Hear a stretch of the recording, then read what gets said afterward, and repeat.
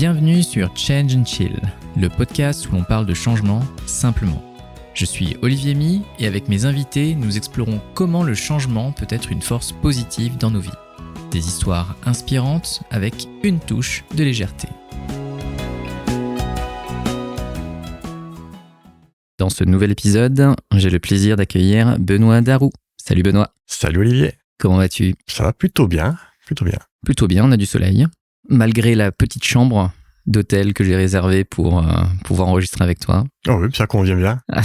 On fait comme on peut. C'est ça. Eh bien, ravi de t'avoir en ce week-end où j'ai fait un grand trajet à partir d'une ville que tu connais bien, qui est Pau. Donc aujourd'hui, on est à Toulouse, ville dans laquelle tu es depuis combien de temps ? 2006, donc ça doit faire... Un certain temps. Bientôt. C'est ça. Bientôt 20. Donc tu es venu pour le boulot ? Pour le boulot, c'est ça. Pour le boulot, pour trouver du boulot et ça a marché et puis j'y suis resté, tout simplement. Tout simplement, ouais. Bah super. Et t'as pas pris l'accent ? Non. Après, j'ai l'accent de Pau. C'est quoi l'accent de Pau ? C'est plus rentré, plus pyrénéen. C'est plus fermé. Pyrénéen, c'est tu ça. vois, ça ne me dit rien du tout, pyrénéen, mais... C'est pas le même, mais ça reste assez proche. Ouais, c'est assez proche, ouais. Super. Est-ce que tu peux te présenter, s'il te plaît ? Bien sûr. Donc Benoît, 42 ans, je suis papa d'un petit garçon. Et moi, ce que j'aime, en fait, c'est les rencontres qui peuvent se faire de différentes manières. J'ai appris à aimer ça, finalement, parce que je suis plutôt réservé de nature, qui se font de manière impromptue. Là, c'en est une bonne. Donc c'est le genre de choses qui peuvent se faire de manière un peu spontanée, sans forcément...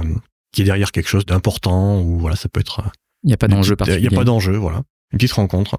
Donc c'est quelque chose que j'apprécie, que j'essaie de faire un peu partout, même si voilà, je suis pas forcément toujours à l'aise. Je vais pas aborder forcément quelqu'un, mais si on vient me voir, j'apprécierai ce moment-là. Voilà, c'est plutôt dans ce sens-là, où j'essaye de sortir de ce sentier battu comme ça. Et je suis plutôt gourmand. Donc là, c'est un endroit où on me verra souvent, c'est-à-dire autour de trucs sucrés. Désolé, il n'y a rien aujourd'hui. Il n'y a rien aujourd'hui, mais ça sera après. Ce genre de choses. Donc finalement, si tu combines les deux, un endroit où on peut se retrouver, où on peut échanger de manière spontanée, où on peut aussi avoir une collation quelconque, je suis plutôt dans mon élément, en fait. Il y a une collation préférée où tu sais que ça, c'est celle qui te fait chavirer. Ouais, un truc sucré, quelconque sucré. Un quelconque sucré. Ouais. Je suis pas pénible sur ça. Mais voilà, et du coup, ça se prête bien à des rendez-vous professionnels, à du travail en équipe.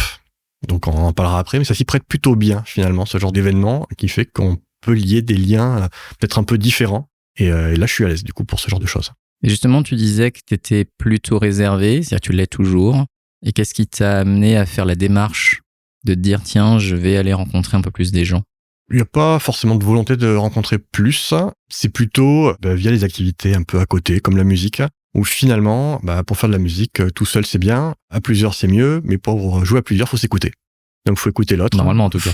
C'est ça, normalement. Faut être écouté, faut s'écouter, et du coup, faut s'intéresser à ce que fait l'autre personne en face, ce qu'elle joue, ce qu'elle aime jouer, comment est-ce qu'elle joue, comment est-ce qu'elle aimerait être accompagnée, et donc ça fait un peu sortir la sentier battu. Et puis de fil en aiguille, après, on joue devant de plus en plus de monde. C'est un petit cercle restreint d'amis au début, puis un petit peu plus, qui fait qu'après c'est devant des inconnus, et là, t'es obligé finalement de faire le pas, de pouvoir aller un peu plus loin pour faire de la musique tout simplement, et voir que ça plaît, et pouvoir continuer. Donc Eh bien, allons dans cette direction-là, parce que tu sais que maintenant je pose une question au démarrage autour du changement, qui est un peu le cœur du podcast en lui-même. Et pour toi, si le changement était un instrument de musique, lequel ce serait et pourquoi ? Grosse question, là. Pour moi, ce serait plusieurs qui joueraient ensemble. Le changement, c'est plutôt ce que tu fais avec. C'est pouvoir prendre une autre direction, pouvoir essayer une autre mélodie, une autre tonalité, essayer des nouveaux rythmes, mais accompagné, pas tout seul, finalement. Parce que tout seul, c'est juste expérimenter. Mais pour moi, s'il y a du monde autour, c'est à ce moment-là qu'on change, qu'on peut apprendre de l'autre, qu'on peut en changer. J'allais dire améliorer, mais pas du tout. En fait, c'est changer tout court. Changer, prendre d'autres pistes. Et puis, voilà, c'est plutôt un ensemble, donc un groupe de musique, je dirais, plutôt qu'un instrument. Donc, c'est un groupe. C'est-à-dire que t'as pas forcément des instruments en particulier en tête. Par contre, c'est le fait que ça joue ensemble. Ouais, ce serait plutôt le fait que ça joue ensemble. Pour moi, l'instrument, il est plutôt réservé dans sa gamme, dans ce qu'il fait. On peut pas forcément faire tout et n'importe quoi avec. Par contre, à plusieurs, parce qu'on a plusieurs instruments différents, là, on peut peut-être étendre les possibilités, parce que un joue et pas l'autre, les deux jouent en même temps, ou 3, ou 4, etc. Et c'est là où, pour moi, le changement peut arriver. Et se dire, tiens, finalement, ma façon de jouer, d'interpréter quelque chose, elle peut être différente si j'associe la façon de jouer de quelqu'un d'autre. Donc il y a vraiment une couleur de partage et de créer quelque chose qui est plus grand à plusieurs plutôt que de rester dans son coin. C'est ça, ouais, c'est ça.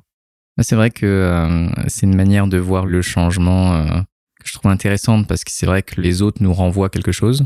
Même si c'est pas un miroir direct, le fait d'avoir une interaction, un lien, c'est effectivement ce qui nous permet de nous remettre en question, de voir effectivement qu'est-ce que les autres sont en capacité de faire et que nous, on n'est pas en capacité de faire, et donc de nous renvoyer véritablement à notre condition, je dirais, d'être humain avec toutes ces facettes. Et du coup, aujourd'hui, on se voit, parce que les gens ne nous voient pas, mais nous, on se voit, parce que il me semble que tu as un sujet, toi, qui te tient à cœur, qui tourne autour de la sécurité psychologique. Est-ce que tu pourrais nous donner juste, on va dire, une introduction au sujet, parce qu'on va y revenir par la suite, mais au moins pour qu'on ait une idée?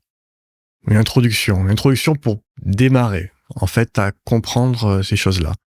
Est-ce que tu penses que tu peux tout dire et être toi-même au boulot? C'est-à-dire vraiment être toi-même, qui tu es, face à des gens qui sont pas forcément inconnus, parce que c'est tes collègues, mais c'est pas non plus des proches. Alors moi, j'ai un statut différent quand j'interviens, mais je dirais que ça dépend des contextes, mais jamais à 100%. Et puis t'as commencé, ça dépend des contextes. Pourquoi ça dépendrait du contexte, du coup? Pourquoi ce serait pas tout le temps, toi, Olivier, qui serait présent avec ta personnalité, avec tes qualités, tes défauts, ta façon d'être, en étant authentique, finalement. On parle souvent d'être authentique au travail, donc si la réponse c'est ça dépend avec qui, ou quand, ou maintenant c'est différent, c'est qu'il y a deux facettes, en fait. Et pourquoi il y aurait deux facettes? Qu'est-ce qui fait que tu prends l'une ou l'autre? Et du coup, quand tu es en face de quelqu'un, t'as quelle facette? Est-ce que tu t'en rends compte? Et cette personne, elle en a peut-être aussi une, deux, trois. Comment est-ce qu'on fait pour arriver à travailler ensemble sur des sujets qui peuvent être peut-être difficiles, peut-être engageants, si derrière, on est derrière un masque ou des facettes qui vont nous empêcher peut-être de se dire la vérité, comme on aurait dit avec un proche en disant qu'est-ce que tu fais? Tiens, j'ai un problème, ou pas maintenant. Pourquoi on pourrait pas le dire finalement? Accepter cet état un peu de vulnérabilité, sans forcément voir ça comme une faiblesse, et se dire j'y arriverai pas, ou qu'est-ce qu'on va dire de moi, et se dire tiens, là j'ai un moment un peu plus délicat, mais ça va, je peux le partager, je peux en parler, parce qu'en face, cette personne aura sûrement des choses similaires, et elle comprendra, et du coup on pourra avancer ensemble. J'ai cette curiosité qui m'est venue à l'esprit parce que quand je t'écoute, j'ai l'impression que il y aurait un besoin d'être complètement, on va dire, c'est pas transparent que j'ai en tête, mais on va dire authentique au sens blanc ou noir, tu vois. Et moi, j'ai l'impression que même si on est teinté de gris, ça pourrait fonctionner quand même. Ça peut fonctionner, mais c'est pas être transparent entièrement. Ouais. Je maîtrise ce que je veux te raconter. Je vais pas tout te dire, forcément. Par contre, je vais pas minimiser certains points. C'est surtout ça, où je vais pas masquer ceux qui sont importants pour toi, en tout cas. Voilà, ceux qui sont importants pour moi, je vais pas les masquer en me disant il faut surtout pas qu'Olivier le sache. Si jamais ça ne va pas, je pourrais te le dire, non, je veux pas te le partager, je veux pas te le dire, ça m'appartient. Au lieu d'inventer quelque chose, au lieu de faire mine de ne pas avoir compris une question ou un problème, ou carrément de ne pas y penser et de l'ignorer jusqu'à ce que ça fasse boule de neige et que ça me retombe dessus. Donc dit autrement, c'est vraiment cette capacité à exprimer les choses le plus pleinement possible, on va dire en te respectant toi-même et en respectant l'autre, de manière à aussi atteindre des objectifs communs, je suppose. C'est ça, commun, personnel. La définition qu'on a tout le temps, qui sort tout le temps, c'est de pouvoir être en capacité d'exprimer ses doutes, ses croyances, ses difficultés, ses erreurs aussi, sans derrière à ce qu'il y ait une punition, une humiliation, un reproche, un refus de la part de la personne en face. Ça, c'est la définition officielle, qui peut être un peu compliquée à comprendre, parce que quand on parle de punition ou d'humiliation, on se dit oula, c'est pas mon contexte.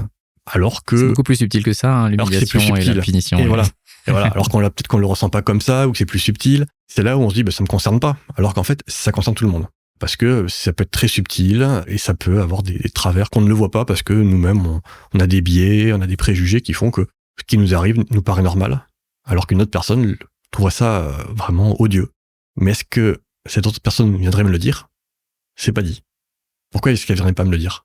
Qu'elle est mal à l'aise face à ce qui vient de passer, elle est mal pour moi, par exemple. Et ça, on le voit très très peu, très rarement. Alors que quand on parle d'équipe, par exemple, ou de groupe de personnes, Finalement, c'est ça qu'on attendrait de ce groupe pour se dire, face à une difficulté, on n'est pas tout seul. Il y a un objectif, comme tu disais, peut-être commun. Arrivons à le mettre en place, quoi. Et ce sujet, tu as commencé à le regarder quand ? Qu'est-ce qui t'a amené, en fait, à t'y intéresser ? C'est petit à petit, en fait. Moi, j'ai commencé à travailler dans l'informatique et je suis vite arrivé sur des questions autour de la qualité du travail. Donc, j'arrivais finalement après coup. Les gens travaillaient et je venais un peu comme un gendarme qui vient vérifier, verbalise à la fin, là, c'est pas bon, ou c'est pas un prof qui donne des notes et puis tu t'es trompé. Sous couvert de faut le refaire, faut corriger. Bien sûr, ce serait pas marrant sinon. C'est pas marrant du coup. Donc, c'est très intéressant parce que ça apprend à être très rigoureux, mais c'était toujours après coup. Tu viens guérir, tu viens pas prévenir. Donc je me suis dit, on va arrêter ça, on va essayer de prévenir. Donc je suis passé formateur, en me disant, avant que les personnes travaillent, fassent des erreurs, je vais essayer de leur apprendre à bien travailler, à les accompagner, etc. Donc ça a été de la formation, et je continue à en faire depuis très longtemps, sur plein de sujets, et c'est essentiellement sur tout ce qui est travail en commun, gestion d'un projet, avec la collaboration, de l'intelligence collective, tout ce genre de choses.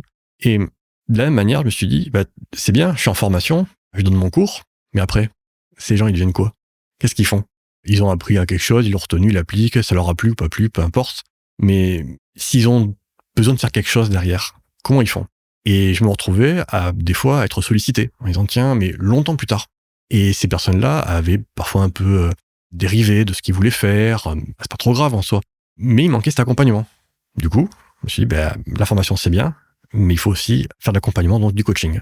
C'est vrai que c'est une posture différente, mais c'est vrai que j'ai cette conviction qu'une formation seule, en réalité, ça a que très peu d'intérêt, au-delà d'un moment d'échappatoire momentané, tu vois, où tu es dans un cadre particulier où tu peux acquérir des connaissances, mais pour véritablement développer une compétence, j'ai l'impression quand même que c'est sur le terrain, dans la durée, que tu peux vraiment le faire, quoi. C'est ça. Donc c'est cette notion de se dire, finalement, comment je peux accompagner de plus en plus les personnes. Donc là, je me suis tourné vers le coaching d'équipe, le coaching professionnel. Donc il y a tout ça qui s'est mis en place, qui marche plutôt bien, finalement. Et puis, de fil en aiguille, parce que j'avais des sujets sur les équipes, sur la complexité qu'on a de travailler en groupe, j'ai souvent été affecté à des missions difficiles. Difficiles, avec des équipes en difficulté, parfois on dit en crise, en grosse tension. Ce qui m'amène à faire après du coaching d'équipes qui sont en crise, en grosse tension. Donc ça, il y a une spécialisation, qui se fait. Et c'est un peu, c'est la métaphore du marteau. Si t'as un marteau, tous tes problèmes sont des clous. Ouais. Donc ça revient un petit peu à ça, à me dire, finalement, à force de voir ces sujets complexes, ça m'amène à essayer de comprendre comment est-ce qu'on en arrive là.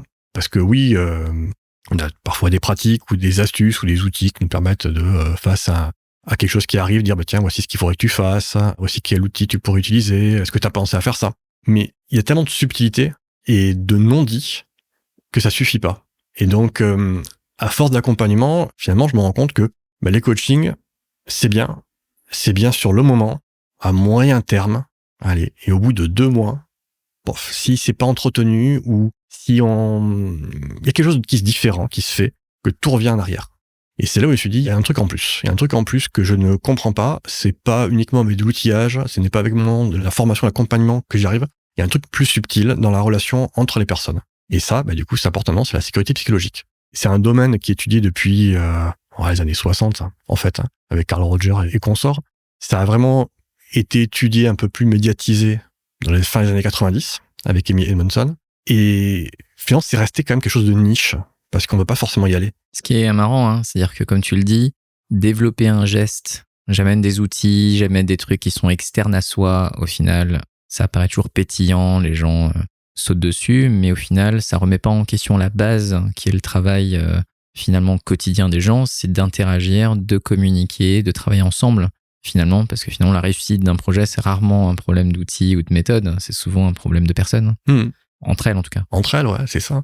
Et du coup, ça a été un petit peu médiatisé, mais pas tant que ça. Et puis là, avec tout ce qui s'est passé, la pandémie, le confinement, il y a eu un regain sur, finalement, qu'est-ce que je veux, qu'est-ce que je vaux au travail? Qu'est-ce que je veux? Est-ce que je veux avoir de l'impact? Est-ce que je vais avoir un impact sur ma vie, sur la vie des autres? Même au-delà, quel est mon impact écologique, l'impact sociétal dans ce que je fais? Et en fait, en se posant ces questions, on est revenu à soi. Et ça a mis encore plus en avant toutes ces sécurités psychologiques, en tout cas ce besoin de l'avoir. C'est vrai qu'il y a la notion de santé mentale qui a été un peu plus mise en avant. Et je pense qu'il y a un lien quand même on va dire direct ou indirect? Il y a un lien direct même. Direct, ouais. Direct. Il y a une étude là qui est sortie là cette semaine qui explique, c'est le baromètre en empreinte humaine Ipsos, qui explique qu'il y a un lien de cause à effet direct entre la sécurité psychologique et la santé mentale. Ouais. Et il est dramatique parce que finalement, le chiffre qui sort, c'est 47% des salariés sont en détresse psychologique. Donc 1 sur 2. Donc si c'est pas toi, c'est ton collègue à côté de toi au bureau. C'est ça la statistique, 1 sur 2. 1 sur 2, ouais. Et généralement, on est les derniers informés qu'on est en détresse, qu'on est en burn-out, qu'on est en épuisement psychologique, on est les derniers informés. Donc si on se dit tout va bien et qu'à côté on dit tout va bien, en fait c'est peut-être moi qui suis en détresse, mais je ne le sais pas encore ou je ne m'en rends pas compte. C'est vrai que quand on considère que c'est normal, c'est dur de savoir que ça pourrait être autrement. Oui, c'est ça. C'est quoi qui est normal? Est-ce que c'est normal de faire des heures sup en permanence? Est-ce que c'est normal qu'on communique mal avec soi? Est-ce que c'est normal? Toi, on se dire oui, mais c'est le boulot. Oui, mais c'est mon chef. Oui, mais il a pas à te parler comme ça. C'est marrant ces raisons de dire c'est le boulot ou c'est mon chef ou ça se passe comme ça au travail ou j'en sais rien, tu vois. C'est vraiment des raisons qui nous font tenir le coup. C'est ça. Et puis c'est assez générationnel. En fait, quand on regarde de plus près, et donc tout ce qui est génération qui arrive là sur le marché du travail, la fameuse Gen Z que personne ne comprend, ils sont plutôt dans, finalement, moi ce qui m'intéresse, c'est de m'épanouir et l'impact que je peux avoir. Et je le vois quand je parle avec des personnes, ça se ressent de suite. Quand je demande à quelqu'un qu'est-ce que tu fais, maintenant j'ai des réponses en me disant tiens, là je suis en train de développer une application qui régule le trafic routier, qui te régule ou qui s'intéresse à tout ce qui est l'énergie, le transport d'énergie, pour économiser, pour avoir un impact positif. Et ça me plaît parce que je sais que quand il y a une surtension électrique, tout ça, c'est bien géré, c'est bien fait. Il y a une contribution. Il y a une contribution. Ouais. Alors qu'avant, on me disait, je fais du Java, tout simplement. Ouais, il y a vraiment un côté, je fais un truc pour le faire parce que du coup, ça me permet d'avoir une sécurité financière. Mais après, au-delà de ça... C'est ça. Avant, c'était vraiment ce que je fais. Je développe une application, je code, j'ai un langage de programmation, je cuisine. Mais là, c'est vraiment au-delà. Qu'est-ce que ça renvoie autour de moi? Et c'est intéressant, j'avais pas fait le rapprochement.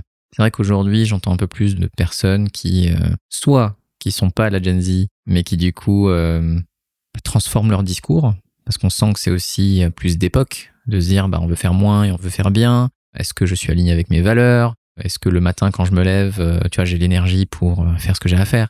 Et je pense qu'il y a une cohérence vraiment d'ensemble avec ça.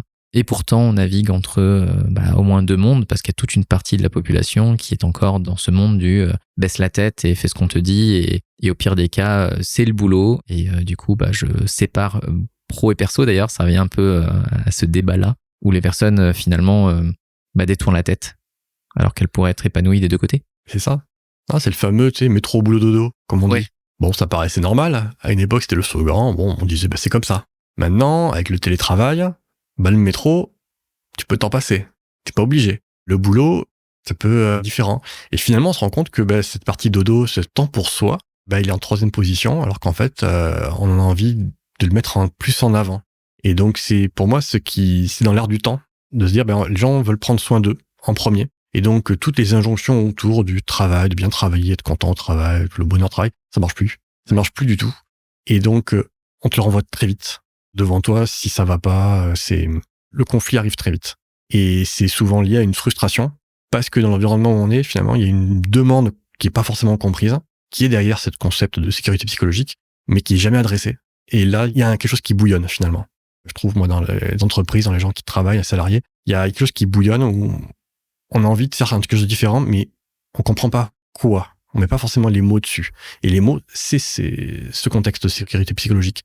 Mais il fait peur aussi, parce qu'il faut savoir l'adresser. Il peut nous se renvoyer aussi à nos propres failles.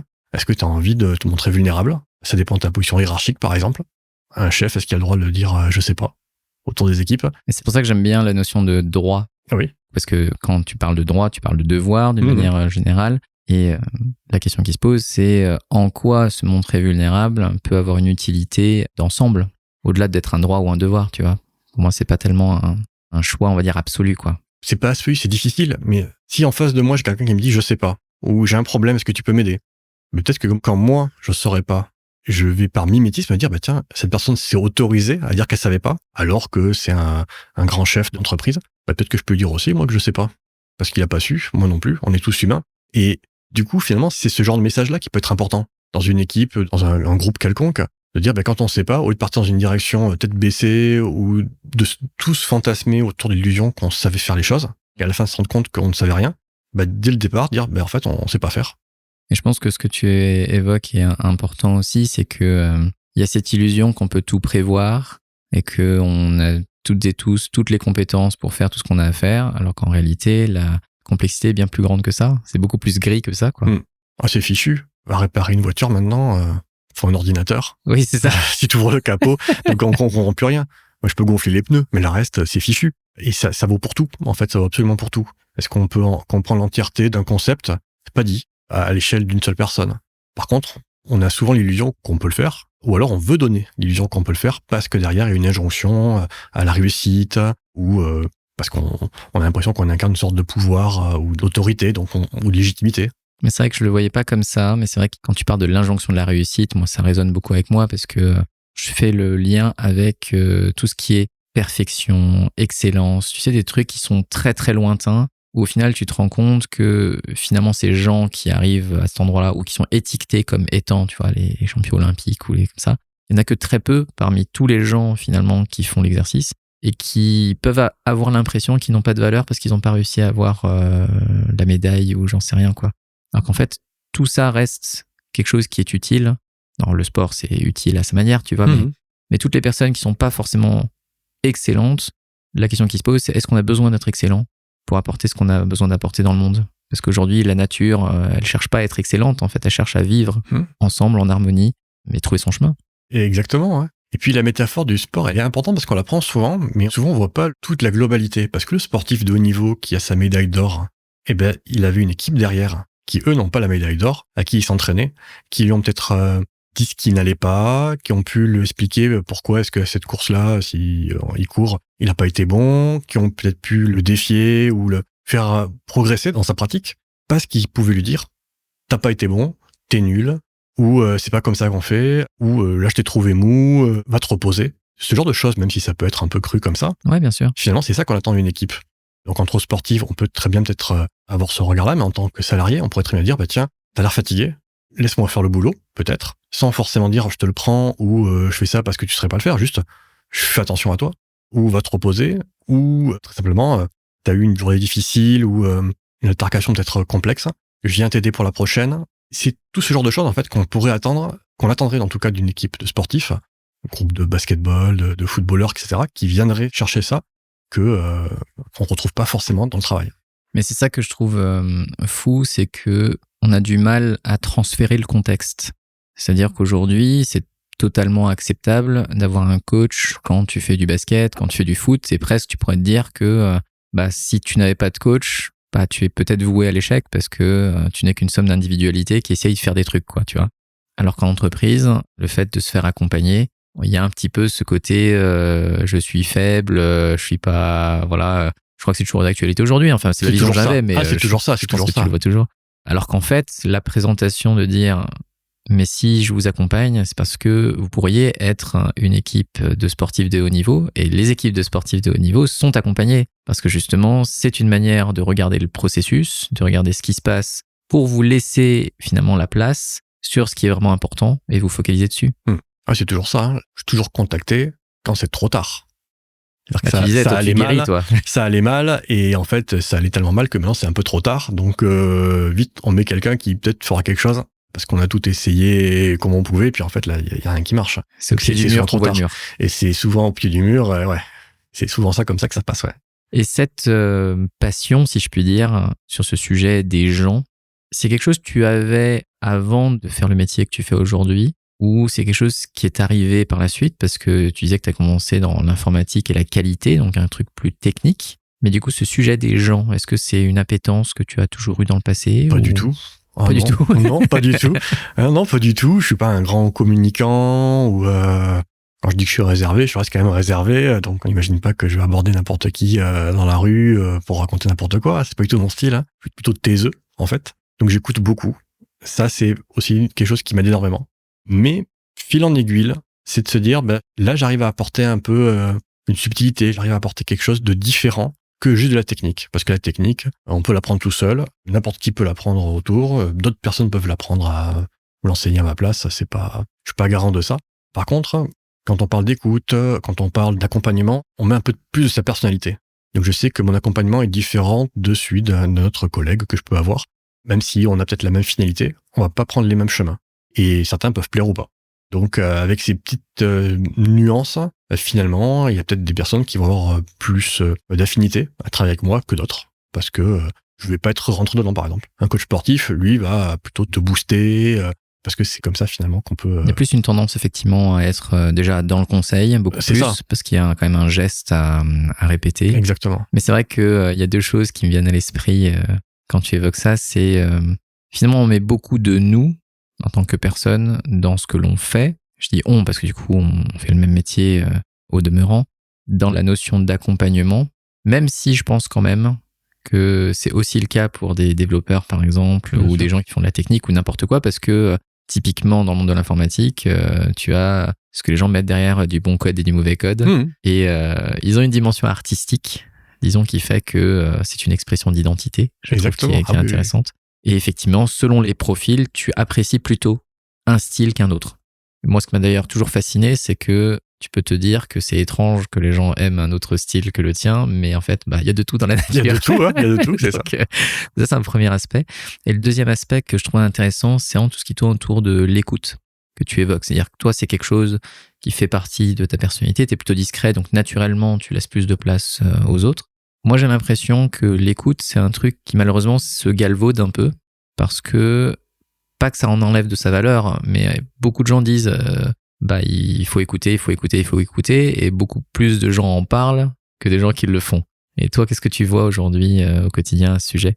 C'est compliqué, parce que c'est des buzzwords, hein, comme on dit. Un peu, ouais. L'écoute. Malgré le fait que ce soit un vocabulaire vraiment commun. C'est ça.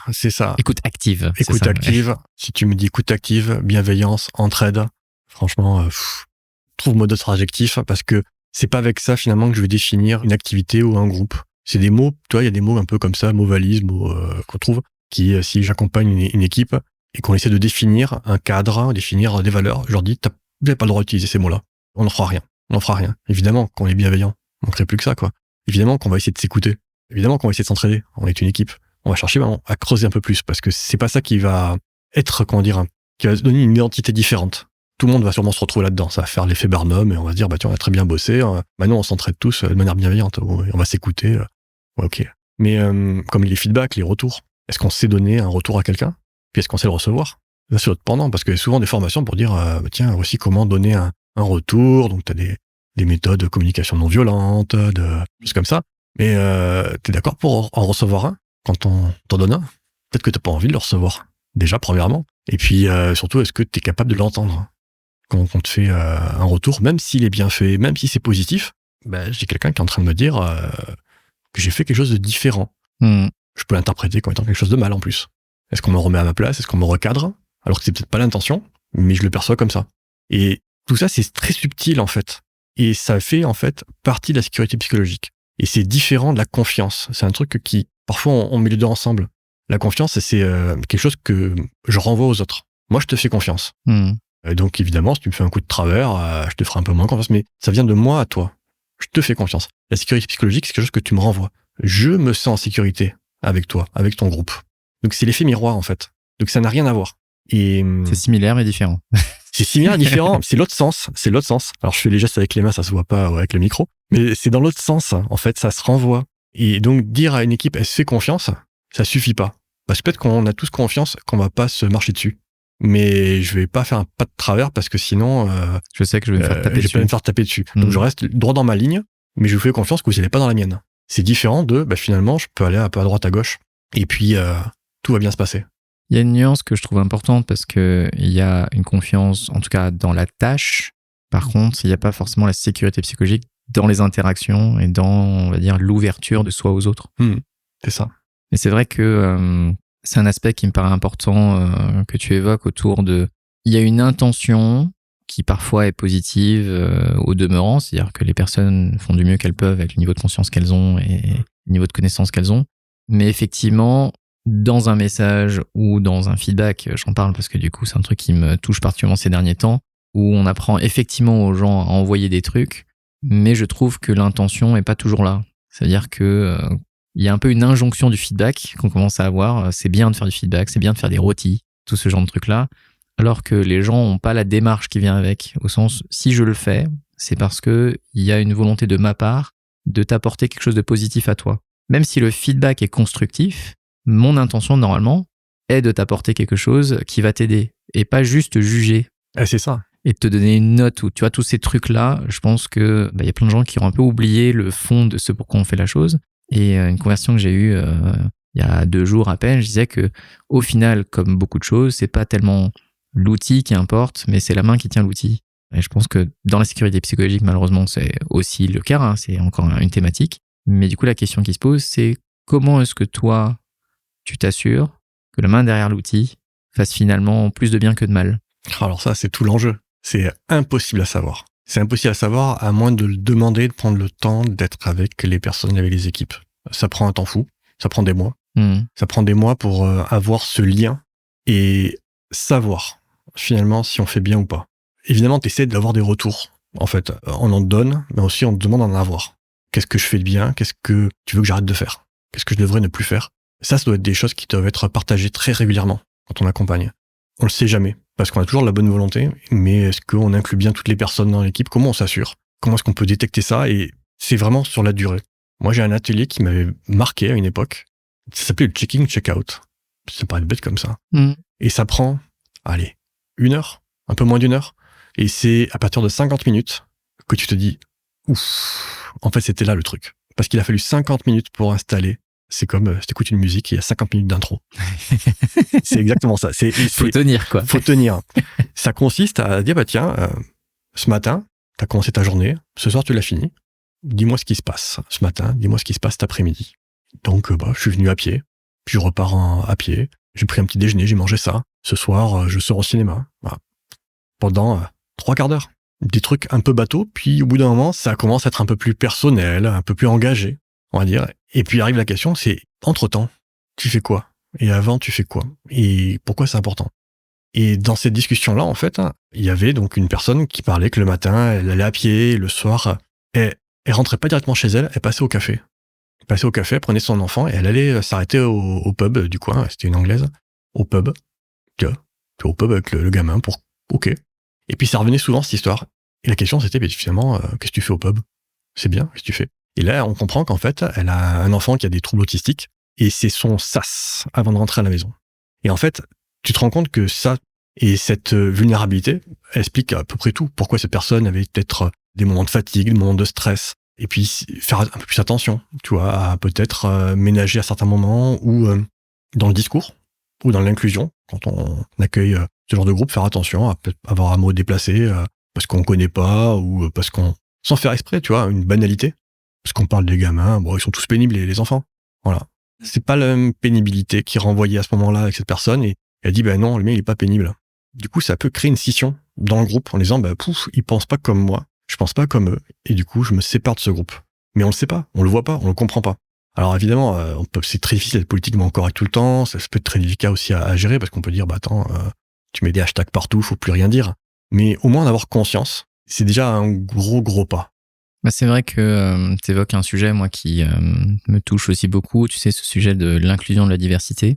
Alors, pourquoi ça me touche beaucoup? Pas que je suis un engagé de l'inclusion de la diversité au sens extrême du terme, mais je pense qu'il y a aussi une illusion de l'inclusion et de la diversité. Au sens où on dit souvent, la diversité c'est bien, il faut absolument avoir des gens différents de nous parce que blablabla, quoi. Et en fait, moi, l'image que je donne souvent aux gens, je dis c'est comme les Avengers. On a les références qu'on a. Mais c'est comme les Avengers, en fait, tu regardes le film original, ils sont très différents, ils ont toutes tes compétences ensemble, mais au début c'est la merde, pendant 3 quarts du film c'est la merde.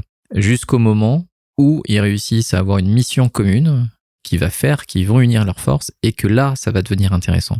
Mais en réalité on n'aime pas trop la différence. Et c'est extrêmement chiant d'avoir quelqu'un qui est pas d'accord avec toi. Tant que tu n'as pas cette, on va dire, intention commune et partagée, que la différence fait grandir. Et ça, je trouve que c'est extrêmement dur à faire passer aujourd'hui. Et je le sais, quand les gens sont pas d'accord avec moi, ou etc., il y a un travail interne à faire. En tout cas, moi, c'est comme ça que ça marche, tu vois, d'essayer de comprendre ce qui fait que l'autre n'est pas d'accord avec toi et te dire, peut-être qu'il y a quelque chose que moi j'ai loupé et qui me permettrait de grandir. Et donc justement, cette dimension d'inclusion diversité, bon là, moi je la prends toujours avec parcimonie parce qu'il y a une illusion de pourquoi est-ce que ce serait bien une injonction un peu à la diversité, alors que la réalité montre qu'aujourd'hui, c'est quelque chose qui est difficile. Ça peut tout toucher, parce que quand toi tu parles de diversité, inclusion, on pense toujours des jeunes, des vieux. Oui, tout à fait. Alors qu'en fait, tu as énormément de facteurs différents, énormément d'opinions, et ça va pour tout et n'importe quoi. Et ne serait-ce que pour prendre une décision, comment tu sais que quand tu prends une décision, elle convient à tout le monde? Parce que qui ne dit mot consent, ça marche plus. Hein. Le consentement, c'est pas le silence. Hein. Donc, comment tu t'assures que cette personne-là, ou tout ton groupe a pu s'exprimer en disant, ça me convient pas, ou ce petit bout ne me convient pas, il faudrait le changer. T'en sais rien. Donc, il faut mettre en place des outils, il faut mettre en place énormément d'ateliers ou de pratiques d'écoute active, comme on disait, mais vraiment pour être sûr que tous les avis ont été entendus, ou en tout cas qu'on a voulu partager, on a pu partager tous les avis, et que la décision qui est prise est celle qui convient la mieux au groupe. Mais ça prend un temps fou. Et justement, est-ce que tu en aurais un en particulier à nous partager ou une expérience que tu as pu vivre à ce sujet? Moi, une expérience que j'en cite souvent, c'est en fin d'année, on va faire un restaurant. C'est sympa, ça engage pas trop de monde. Puis on mange. On mange bien. Tu vois, on revient toujours à ce truc-là, on se retrouve à table. On va où? On choisit quel resto. Donc généralement, t'as une liste, et puis on vote. Et puis on dit, la majorité l'emporte. Et c'est jamais marqué 80-90%. C'est souvent, on est à 20-30%. Sauf que si tu dis 20-30%, c'est-à-dire qu'il y a 80 ou 70 qui voulaient manger ailleurs. Du coup, on fait quoi? Parce que oui, la majorité, mais c'est même pas la majorité, même si on est à 50%, la moitié du groupe voulait manger ailleurs. Et pourquoi ils ont choisi un autre restaurant? Peut-être qu'ils ne veulent pas te le dire, mais peut-être qu'il y a une intolérance alimentaire. J'ai pas envie de parler de ma situation médicale, religieuse. J'ai pas envie d'en parler au boulot. Peut-être que j'ai une mauvaise expérience là-dedans, j'ai pas envie de le dire. Il y a peut-être quelqu'un que je n'aime pas dans ce restaurant. Une ex-copine, j'ai pas envie de retrouver. Mais j'ai pas envie de le dire, moi. Donc comment je fais? À part dire, je viens pas avec vous, j'ai un truc qui tombe, une réunion, ou finalement, on invente une histoire. Donc hop, on remet un masque. Donc ça, c'est délicat à avoir. Faut se rendre compte que même quelque chose d'aussi banal que ça peut entraîner une difficulté. Alors il faut imaginer maintenant un vrai contexte projet, avec peut-être un enjeu derrière. On peut avoir encore plus la pression que tout ça. Donc une façon que j'utilise, c'est les core protocols. Donc le vote de décision. De base, check-in, check-out, ça en fait partie. Ça en fait partie, ouais. Est-ce que juste avant que tu rentres dedans, tu peux juste expliquer ce que c'est du coup des core protocoles pour les personnes qui connaîtraient pas? Ouais, core protocoles, c'est des petites techniques en fait pour interagir. Je vais peut-être le résumer comme ça, pour interagir ensemble. Trouver l'intention de la personne, le check-in, check-out, ça en faisait partie, les décisions. Voilà, il n'y en a pas des masses, mais ça permet de donner un petit cadre de comment est-ce qu'on veut interagir à tel moment. Et la décision, c'est par rapport à un choix. Allons dans tel restaurant. Si tout le monde est d'accord, on met tous le pouce en l'air. Si quelqu'un n'est pas d'accord, on met le pouce en bas. Ça, c'est le truc classique. La vie et la mort. Voilà. Mais il y a une troisième option, c'est la main à plat. C'est-à-dire que je m'en fiche un petit peu, je me rangerai du côté de la majorité. La majorité des pouces levés. Donc, ça m'ira. Je suis, quoi. Je suis. J'aurais préféré peut-être aller ailleurs, mais c'est pas si mal d'aller là. Donc, on fait un tour de table. Si tous les pouces sont levés, j'ai dire au vert, mais sont levés et il y a des mains à plat, ok, c'est accepté, on se range du côté de la majorité. Par contre, s'il y a un seul pouce en bas, on essaie de comprendre quelle est la tension qu'il y a derrière. Donc ça fait partie de tout ce qui est sociocratie, holacratie, de dire, il y a une tension qui s'installe. Qu'est-ce qui va pas? Donc là, on peut s'exprimer avec le niveau de détail qu'on veut, mais il faut que ce soit un cas réel, et pas, j'imagine qu'il va pas faire beau, donc j'aimerais pas manger là-bas parce qu'il y a que des terrasses. T'en sais rien de la météo. Donc c'est un argument un peu bateau. Mais derrière, il y a peut-être quelque chose à venir chercher.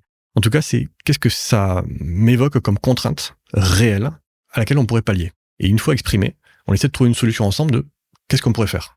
Est-ce qu'on peut s'assurer d'avoir une table à l'intérieur et de réserver, par exemple, être sûr, donc quelqu'un réserve, et n'importe quoi, c'est un exemple très, très bateau, mais on va avoir cette notion de comment est-ce qu'on peut résoudre ce problème-là. Et une fois qu'on a imaginé une solution, on revote pour s'assurer qu'il n'y a pas une nouvelle tension qui est installée. Et ça marche jusqu'à ce qu'on soit tous d'accord. Et si on n'y arrive pas, on annule tout. On annule ce point parce qu'on ne peut pas se mettre d'accord. Et ça on va plus manger. On va plus manger. Parce que c'est là où il faut avoir ce courage derrière. Il y en a un qui, dans le groupe là, qui est en train d'exclure. Il y a une personne qui est en train d'exclure. Est-ce que c'est tes valeurs de ton équipe de faire ça?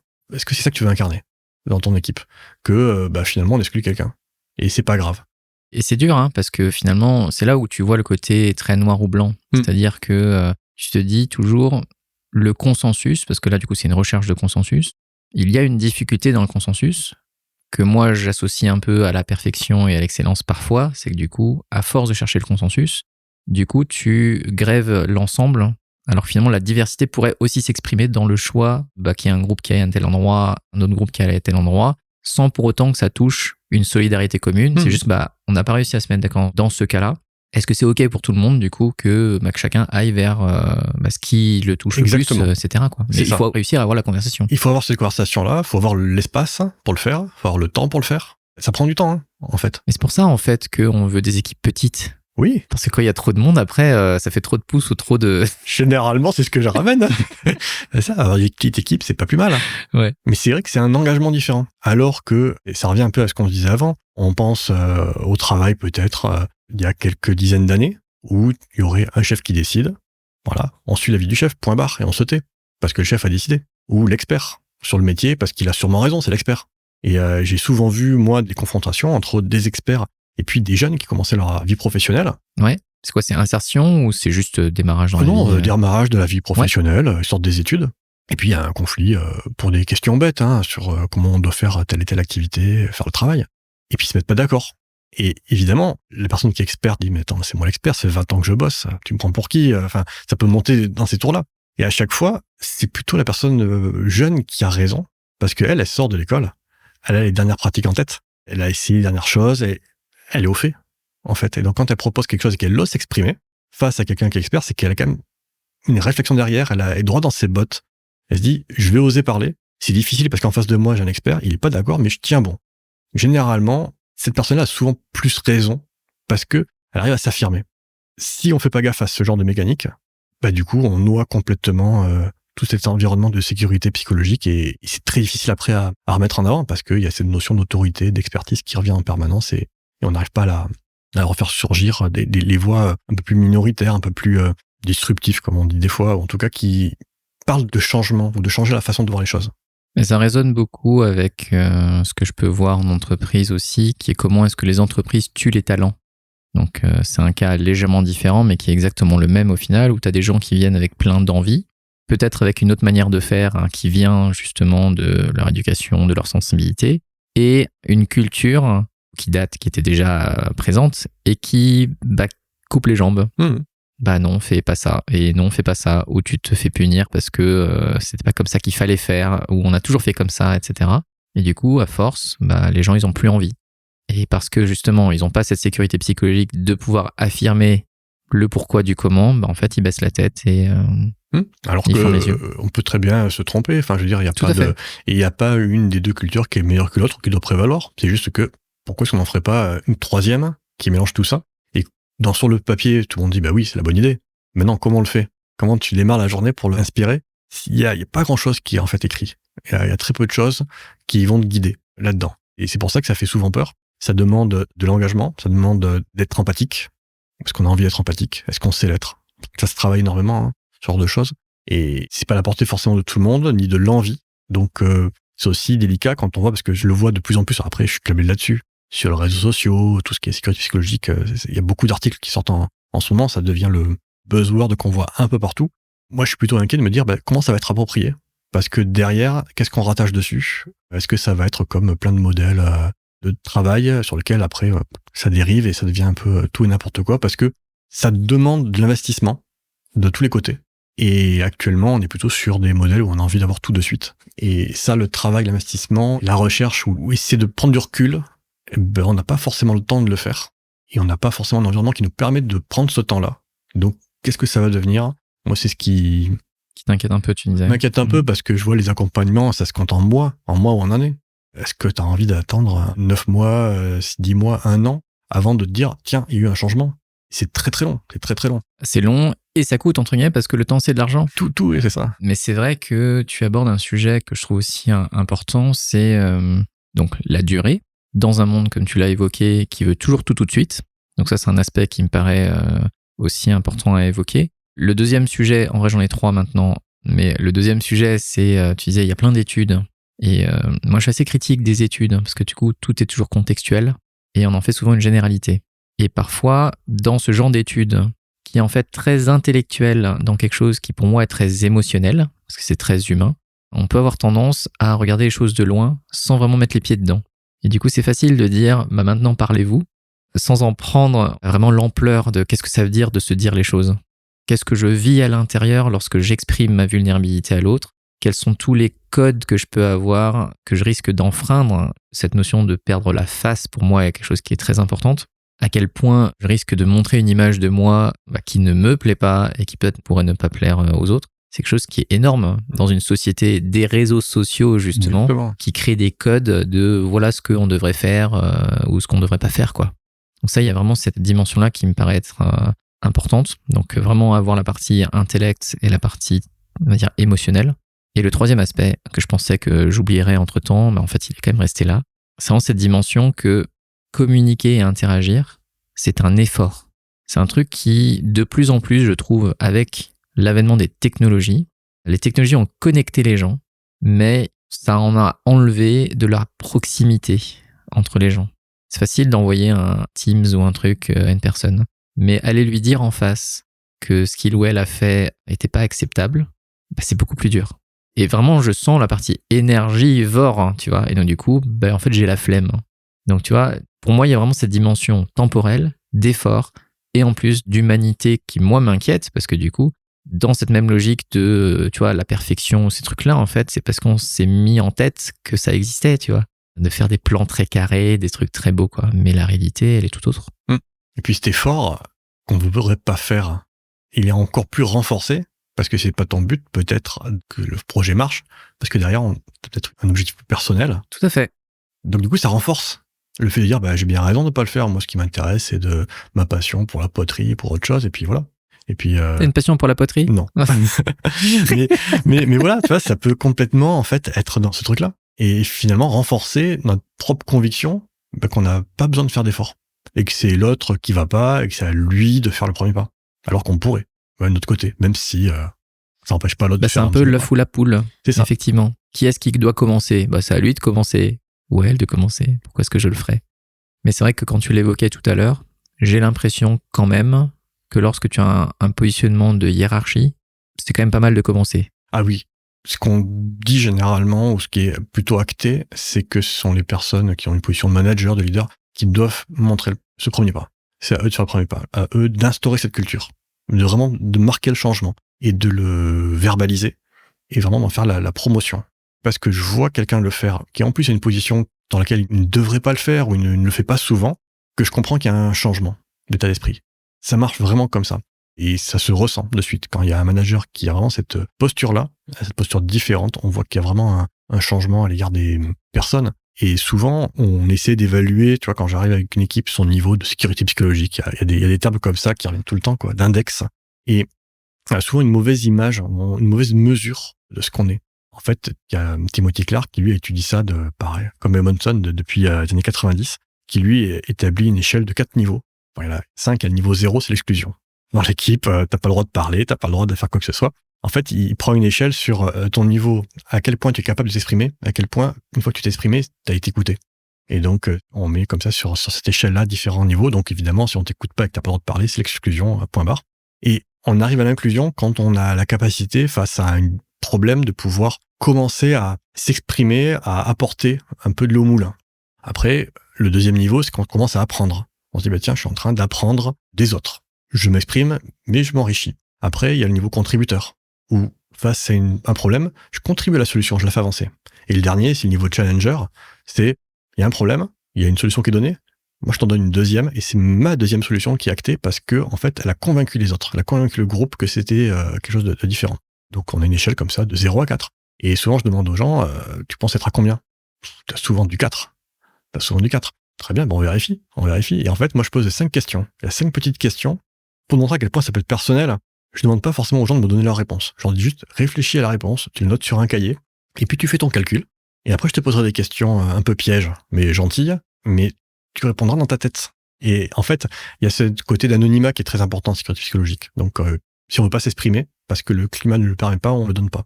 Par exemple, lorsque je fais une erreur, à quel point je peux en discuter autour de moi, avec mon équipe.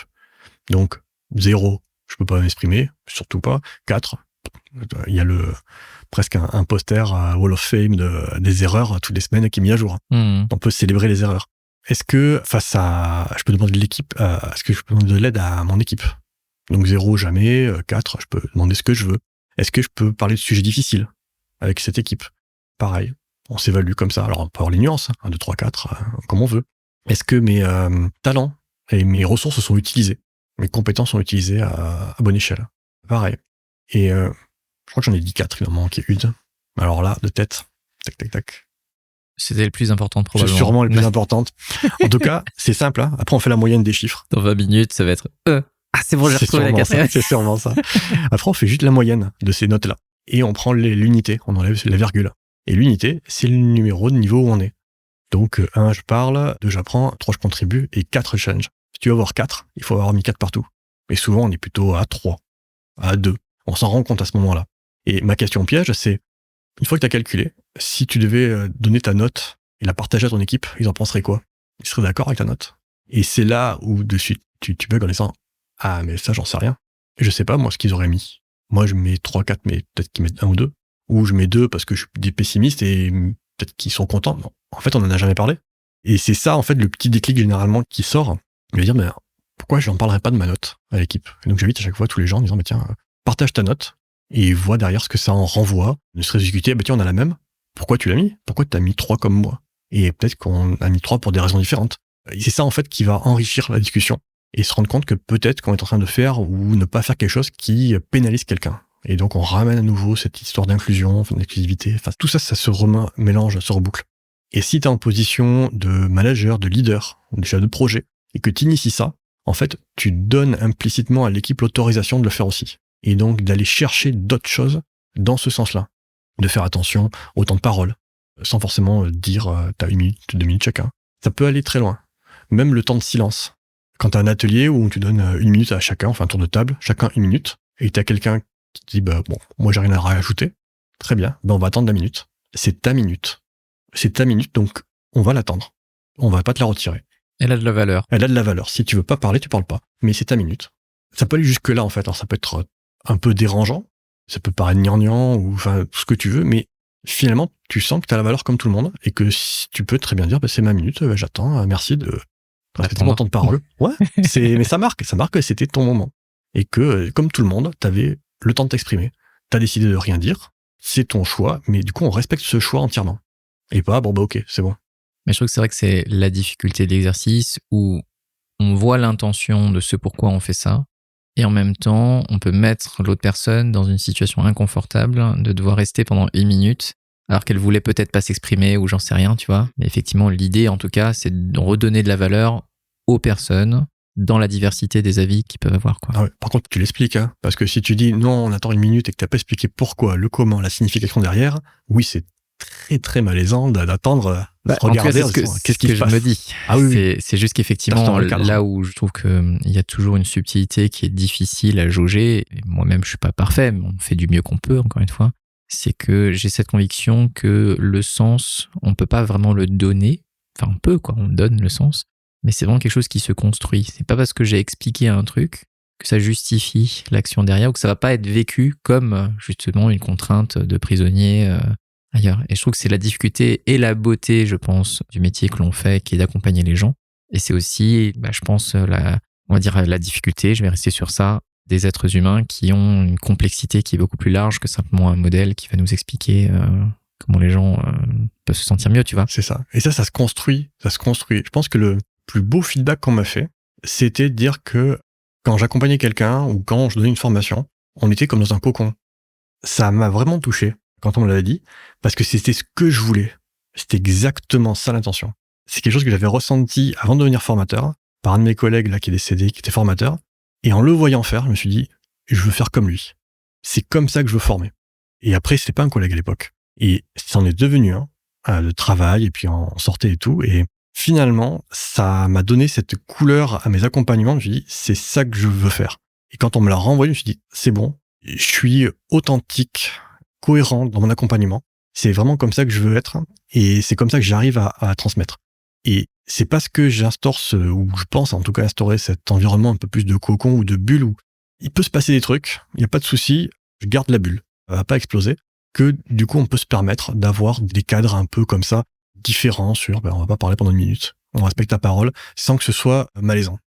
C'est-à-dire, c'est normal, et t'inquiète pas, là on t'entoure, et puis ça va bien se passer. C'est ce genre de choses comme ça qui m'importe. Ouais. En tout cas, on sent que c'est quelque chose qui t'a touché. Et c'est vrai que, en tout cas, ça rejoint ce que je partageais tout à l'heure, où quand tu es dans un cadre de formation, c'est des choses que tu peux plus facilement mettre en œuvre parce que souvent l'espace, c'est toi qui l'as et ça dure pas trop longtemps. Par contre, quand tu dois l'accompagner, tu dois naviguer en plus avec plein de personnes qui sont autour, qui gravitent autour de l'écosystème, qui va t'imposer finalement, on va dire l'esprit général, la culture générale. Et malheureusement, le fait de recréer ce coussin, je dirais, cette bulle autour des gens est pas évidente, quoi. Mais c'est pour ça que ta présence, on va dire, dans la durée est quelque chose qui est important. Et est-ce que tu as une anecdote ou une expérience justement d'une équipe que tu as accompagnée où vraiment tu as senti l'avant-après? Alors pas forcément extraordinaire, tu vois, mais le fait que les gens aient conscience de ce sujet-là, qu'est-ce que ça a changé? Oui, mais pas comme tu le penses. Ok, bah je pense pas grand-chose. Vas-y. Moi, je pense à une équipe. En fait, c'est délicat de dire par une équipe. Je dirais par des personnes. Ok. En fait, c'est délicat. Et celle que j'ai en tête là, je te dis, c'est pas comme tu le penses. C'est une équipe que j'ai pu accompagner pendant 9-10 mois. Très compliqué, contexte très difficile. J'arrive, il y a déjà des gens en burn-out qui sont plus là, qui sont en arrêt maladie. Faut qu'ils reviennent. Contexte habituel pour toi alors? Contexte habituel, mais c'est toujours délicat. Enfin, quand on dit ça, tu te dis, cette personne-là va revenir, elle va s'asseoir à la même chaise. Et 2 semaines plus tôt, quand il m'a pété un câble. Comment tu fais pour venir 2 semaines plus tard et te rasseoir comme si de rien n'était, avec les mêmes problèmes? C'est très compliqué. Et moi, je le sais que ça va prendre du temps. Je sais que ça va prendre des mois et des mois. Donc je me dis, ces personnes-là vont revenir. Il n'y a rien qui aura changé. Hein. Il n'y a rien qui aura changé. Ça va peut-être changer dans plusieurs mois. Et donc, c'est tout un travail qui a été fait de mois en mois et très très long, en fait, à redescendre la tension, à recréer un lien quelconque de discussion. Juste parce que je parle à quelqu'un, je suis pas perçu comme un intrus ou quelqu'un qui va chercher les problèmes. Hein. Alors que par toutes mes présentations, tout ce que je peux faire, j'explique que j'ai aucun lien hiérarchique, je ne fais de rapport à personne, tout est soumis au secret professionnel. Enfin, c'est gros quand même comme cadre où tu te dis, bah c'est bon, en fait, je peux lui dire ce que je veux ou rien, et puis non, même pas. Et au bout de 9 mois, ça y est, l'équipe, elle est pas guérie, hein, mais on arrive à rediscuter ensemble, on arrive à faire des choses, on arrive à se mettre d'accord. C'est un truc énorme, hein, on arrive à se mettre d'accord, à s'aligner. Ouais. 9 mois, hein. Ça pareil, c'est le truc à digérer. Hein. Mettre 9 mois pour se dire, je peux être d'accord avec quelqu'un d'autre. C'est très long. 9 mois à faire ça. On fait un atelier, on fait une petite réunion tous ensemble et on décide de comment est-ce qu'on veut continuer l'aventure. Tout simplement. On se tape dans la main, il est midi, on va manger, 14h. 14h, 2 heures plus tard, 14h, coup de pression, c'est la panique, il y a un problème et tout ça, il faut le résoudre. Et là, tous les travers qui reviennent tous, d'un coup, de la perte d'une personne. Une personne. Et là, ça affiche toute l'équipe en l'air. Parce qu'elle se dit, ben, on a fait 9-10 mois qu'on travaille ensemble, cette personne se permet de faire ça, elle n'est pas comme il faut. Elle nous estime pas comme on est, c'était que du vent, tout ça. Mais si c'est ça, zéro radar. Hop. Est-ce que tu peux nous juste donner un élément de détail sur c'est quoi l'action en elle-même? L'action, c'est de se dire, en amont, on s'était dit, faut arrêter les urgences. Faut arrêter de prioriser n'importe comment, arrêter les urgences. C'est difficile notre contexte, hein, le projet est difficile, faut arrêter de tout prendre d'un coup. Et 2 heures plus tard, il y a une urgence. Vous arrêtez tout, faites ça. Tout simplement. Oui, d'accord. Tout simplement. Ouais, et c'est marrant parce que du coup, ça arrive vraiment juste après. Quoi, ça arrive juste après, 2 heures. Le temps dure pas. 2 heures plus tard. Donc tu te dis, en fait, c'est même pas plus tard et on l'a oublié, c'est 2 heures. 2 heures qui fichent en l'air 9-10 mois de travail. Et là, l'équipe, impossible à reprendre. Parce que derrière, même s'ils ont confiance, même s'ils ont vu, ils ont dit, ben, en fait, on peut pas évoluer dans ce milieu-là. Donc tant que cette personne-là est ici, ou ces personnes-là, on n'évoluera plus, donc on fait plus rien. On fait plus rien. Donc là, bah, du coup, moi, ma prestation, elle s'arrête parce que c'est fichu. Mais il y a eu un changement dans chaque personne, et c'est ce que je retrouve dans tous les accompagnements, c'est que tout ça, en fait, ça touche chaque individu à un endroit. Et donc, toutes ces personnes viennent me voir après individuellement pour rebondir, pour se réorienter, pour faire des choix de carrière un peu différents peut-être, ou pour parler, tout simplement. Mais je sais que j'ai pu aborder toutes ces personnes, toute l'équipe, individuellement et pas en groupe. Donc en groupe, c'est fichu, mais individuellement, tout le monde a pu se réinventer, se réorienter, digérer à sa façon. Et là, du coup, je sais que j'ai eu l'impact. Parce qu'ils feront plus les mêmes erreurs qu'avant. Ils savent s'exprimer différemment. C'est juste que ils ont pas envie de le faire. Mais ils pourraient le faire. Et finalement, ils ont appris quelque chose. Le contexte, l'environnement, c'est ce qui est important. C'est le système qu'il y a autour leur permet plus de le faire, mais ils savent le faire. Et il suffit juste que ça revienne un petit peu, qu'il y ait un contexte différent, pour qu'ils puissent derrière le reprendre comme avant. Et du coup, c'est ton action qui leur a permis d'avoir une corde supplémentaire à leur arc. C'est ça. et qui leur a permis d'être un peu plus acteurs et actrices de leur situation. Et c'est ça, et de choisir de l'être ou pas. Tout à fait, ouais. Et du coup, ils choisissent de l'être ou pas. Et ça se voit régulièrement, ça je le vois souvent, et c'est très discret, parce que du coup, personne ne veut le montrer, forcément, quand ça arrive. Donc c'est toujours des gestes ou des discussions discrètes. Donc c'est difficile après à mettre en avant. Donc je peux juste en parler comme ça, mais c'est très délicat après de pouvoir le diffuser, le promouvoir, parce qu'en face, les gens n'ont pas forcément soit envie que ça se sache, soit c'est personnel, donc moi je me mets cette censure en disant non, il n'y a pas de raison que j'en parle, ça lui appartient et je ne vais pas non plus en parler plus. Donc c'est là un peu le côté ingrat, entre guillemets, c'est très ingrat pour ça. de notre métier, où souvent d'ailleurs on n'est pas mandaté pour ça, on est mandaté pour un truc qui est un peu plus étincelant, mais qui en réalité n'a pas justement de réalité, au sens où c'est quelque chose qu'on aimerait qui du jour au lendemain fonctionne, alors qu'en fait non seulement il y a des choses qui prennent du temps, comme tu le dis, mais il y a plein de choses qui se font dans des conversations individuelles et qui vont changer les choses chez les gens et qui probablement est un investissement pour le futur. Et moi, je l'ai vu dans certaines expériences où effectivement, ce qui permettait à des environnements de mieux fonctionner, c'était que des gens décident de partir. Pour eux et pour l'organisation. Ouais. Alors ça, j'en parlais pas, mais puisque tu évoques, je peux en parler. Et c'est un des revers, ouais. C'est pas quand on me parle, mais quand on a cette genre d'approche, ou quand on commence à prendre ce genre de pas de recul, souvent les gens partent pour d'autres projets ou d'autres boîtes. Et ça, généralement, je suis très clair quand on me mandate quelque part en disant il y a ce risque-là, c'est pas ma faute, c'est juste que cette personne va peut-être se rendre compte qu'elle n'est pas bien là où elle est et prendra une décision pour elle. Mais il y a peut-être des chances, prévois que si elle s'en va, tu perds des connaissances, des compétences, prévois un plan B, si c'est important pour toi, ou en tout cas, viens m'accompagner si tu veux que cette personne reste, pour vraiment l'aider dans sa carrière et peut-être proposer quelque chose de différent pour si vraiment elle doit passer des compétences ou rester, mais après faire rester les gens pour rester les gens, c'est pas... Mais c'est là que je trouve que c'est la beauté aussi de l'exercice, qui est que pour une fois, la personne va lever la tête et va recréer une relation symétrique avec son écosystème, de dire moi j'apporte quelque chose, vous m'apportez, j'en sais rien, des contraintes, ou etc. Maintenant, si on veut continuer une relation, quelle qu'elle soit, laquelle on est prêt d'avoir.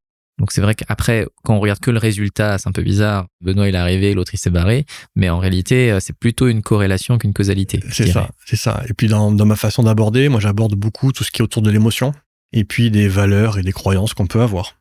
Du coup, c'est quelque chose de très très costaud ça, parce que confronter un projet, confronter une situation à ses propres valeurs, c'est les valeurs qui gagnent, tout le temps.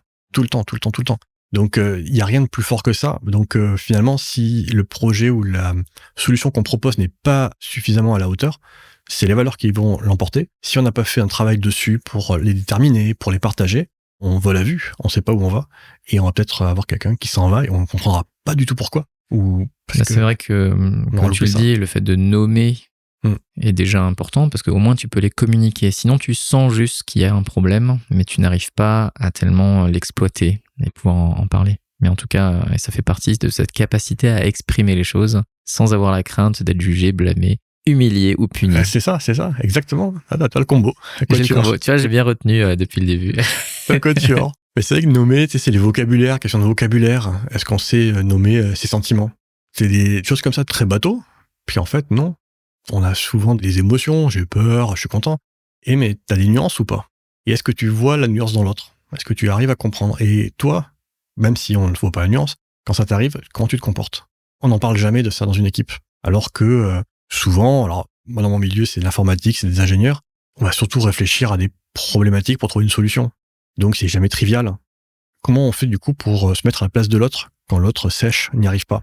Et puis qu'est-ce que ça nous renvoie à nous? Et parce que c'est partie du boulot. C'est vraiment, il n'y a rien de mécanique, il n'y a rien de routinier, donc on peut pas s'habituer finalement. Et on peut pas avoir une hypothèse ou présupposer de comment la personne va se comporter si on lui a pas demandé, ou si on n'a même pas demandé comment elle voudrait aussi que ça se passe. Mais c'est vrai qu'on peut juste s'habituer au processus de sondage, si je puis dire, de la personne, et puis de connexion humaine réelle. Mais c'est vrai que finalement, c'est la grande difficulté. Aujourd'hui, on cherche à tout mécaniser, et effectivement, là, c'est là que le flou s'installe, mais c'est là où toute la valeur réside. Je regarde le temps, oui. Et en fait, je sais qu'on pourrait encore discuter pas mal, mais malheureusement, il va falloir qu'on coupe un petit peu cette partie-là. S'il y avait un élément sur justement ce thème de la sécurité psychologique sur lequel tu voudrais marquer, on va dire, la fin de cette séquence, qu'est-ce que ce serait? Ça serait, plus on parle de ces problèmes et on arrive à installer un espace pour parler de ces problèmes, de ces difficultés, de tout ce qui peut nous entourer, plus on va en parler souvent. Et parce qu'on en parle souvent, ça deviendra de plus en plus naturel. Ce sera un non-sujet. Donc c'est juste ça en fait le truc. Juste pratiquer. Et plus on pratique, plus la pratique sera facile. Et je dis pas qu'il faut aller sur les trucs très complexes d'un coup, mais juste pratiquer et se dire on va essayer. Et on peut donner un espace, une temporalité. On n'est pas obligé de le faire tout le temps. On peut essayer aujourd'hui, de telle heure à telle heure, et si on réfléchissait à quelque chose. Et puis après on arrête, et on revient comme avant. Mais on aura pratiqué un coup. Et peut-être qu'on aura envie de le repratiquer à nouveau. Et puis après, ne plus instaurer cet espace temporisé, mais le faire tout le temps. Et puis après, agrandir cet espace spatial pour le faire avec d'autres équipes, avec d'autres gens. Et en fait, c'est comme ça que tu crées une culture d'entreprise. Mais ça peut démarrer de petits endroits, là, c'est ce qu'ils appellent freeze the pound, c'est quand une mare en l'étang gèle, c'est peut-être le cas bientôt, là, ça gèle pas d'un coup, la culture elle change pas d'un coup, il y a des petits flocons qui arrivent à certains endroits, ça se cristallise à certains endroits, et après ça se connecte. Et en fait, c'est arrivé à avoir des petits endroits comme ça, par-ci, par-là, qui au bout d'un moment se connectent. Et c'est vrai qu'en entreprise, ça se fait bien, parce que les projets changent, les personnes tournent dans les projets, et je sais que quand je rencontre des gens, ou quand je les revois, qui ont été sur d'autres projets, finalement, c'est ces petites graines qui ont été semées un peu à droite à gauche, et je vois que ça s'étend, et je vois qu'on en parle de plus en plus. Ça reste quand même un peu confidentiel toujours, mais on en parle. Alors qu'avant, je devais être le seul avec un bâton de pèlerin à marcher dans les couloirs avec ça. Là, on en parle, il y a des webinaires, il y a des choses comme ça qui se font, et c'est un peu plus présent. Et en tout cas, je suppose que c'est aussi quelque chose que tu appliques dans la vie perso, ou en tout cas que tu invites les gens à évoquer dans la vie perso, parce que je pense qu'il y a aussi des interactions dans la vie perso, en groupe, avec une autre culture, d'autres modèles, d'autres contraintes. Ouais, tout à fait. En tout cas, merci beaucoup Benoît pour toute cette séquence-là. Mais c'est pas terminé, parce que comme tu le sais, tu as des petites cartes qui ont été sélectionnées pour toi, et on va passer à cette deuxième phase de l'épisode. Alors, comme tu le sais, on en a discuté tout à l'heure, j'ai choisi avec parcimonie quelques cartes pour toi. Et en face de toi, donc tu as 2 paquets. Il y a un paquet qui sont des questions qui sont plus orientées sur l'année écoulée, plus le passé, si je puis dire. Donc, elles sont focalisées année écoulée, mais si tu as le zèle d'aller plus loin, tu peux le faire. Puis les autres sont plutôt sur l'année prochaine. Ok ? Allez. Alors, on va commencer par le passé. C'est beaucoup plus marrant de parler du passé d'abord. Donc, je mélange mes cartes rapidement et je te propose d'en tirer une. Hop, allez, celle-là. C'est marrant, hein. Je me rends compte que les gens aiment bien tirer au milieu. On se dit que... Peu importe comment je les mets, à chaque fois, tu vois, c'est toujours le milieu qui est pris. C'est marrant. Donc, je te laisse la lire, s'il te plaît. Alors, sachant ce que tu sais maintenant, qu'aurais-tu fait différemment ? Dans les sphères que tu souhaites. Qu'est-ce que je sais maintenant ? Qu'est-ce que je sais maintenant ? C'est ça le truc. Qu'est-ce que j'aurais fait différemment ? Peut-être me faire plus confiance et être, comment dire, je sais pas comment l'exprimer. Ce que je me rends compte là actuellement, c'est que c'est une tendance là qui émerge et qui a énormément de présence. On en parle énormément, il y a des études qui se font dessus. C'est quelque chose qui va, à mon avis, devenir central. Là, tu reparles de la sécurité psychologique. La sécurité psychologique, pardon. Ouais. C'est juste pour être sûr. C'est ça. Ça va devenir central. J'ai pas mal galéré, et je galère toujours, à promouvoir ce concept-là, à essayer de l'appliquer quelque part sans que derrière il y ait une méfiance. Peut-être, en le sachant, avoir une approche différente, peut-être plus poussée, plus forte. Comme je disais, je suis dans l'écoute, dans l'accompagnement, donc j'espère que les choses vont émerger toutes seules, en me disant, je vais proposer quelque chose, et puis t'en fais ce que tu veux. Et puis si tu veux en faire quelque chose, je t'accompagne. Peut-être être plus comme un coach sportif, en disant, non, regarde pas trop de ce côté-là, regarde plutôt de celui-ci. Et je t'amène là-bas, à être plus directif, peut-être, dans ce cadre-là, pour avoir moins de mal, finalement, à propager ces notions, à attendre qu'elles soient acceptées. Bien que, une fois que c'est accepté, c'est beaucoup plus puissant que de se dire, je t'ai forcé, et puis non, t'as vu que c'est bien, t'as vu que t'aimes ça. Je te l'avais dit. Les trucs, je te l'avais dit, tu vois. Bon, c'est quand même bien plus intéressant si tu t'en aperçois toi-même. Mais, parfois, il y a certaines portes, il faut les ouvrir un peu plus fortes que attendre qu'on tape à la porte, attendre qu'elle s'ouvre. C'est marrant l'image que ça a généré chez moi. C'est un petit peu comme quand on est gamin, tu sais, on te dit goûte. C'est exactement ça. Donc, il y a une mini contrainte parce que du coup, sinon, si tu laisses totalement liberté, parfois, tu ne te permets pas de découvrir des choses. Moi, par exemple, pareil, on m'a inscrit à à des cours de musique quand j'étais petit, des fois tu te rends pas compte que tu le veux ou que tu le veux pas. Mais le fait qu'on te pousse à le faire et qu'on respecte le fait que tu veuilles t'arrêter ou j'en sais rien, tu vois, ça joue beaucoup, mais parfois un tout petit peu de contrainte. C'est ça. Au sens positif du terme, tu vois, pour la personne et pas sur la personne, ça peut... C'est ça. Maintenant, je te dis ça, mais est-ce que j'y arriverais à contraindre quelqu'un, tu vois? Ça me dépasse de forcer. Donc, je dis ça, mais être directif, c'est très contre nature du coup de mon côté. Donc, oui, ça serait peut-être une piste à creuser. Maintenant, il y a du boulot de mon côté pour le faire parce que... Il y a une autre histoire en tout cas derrière. Ah ouais, une autre histoire derrière. Hein. Là, ça serait très complexe, ouais. Génial, merci. On va continuer un peu.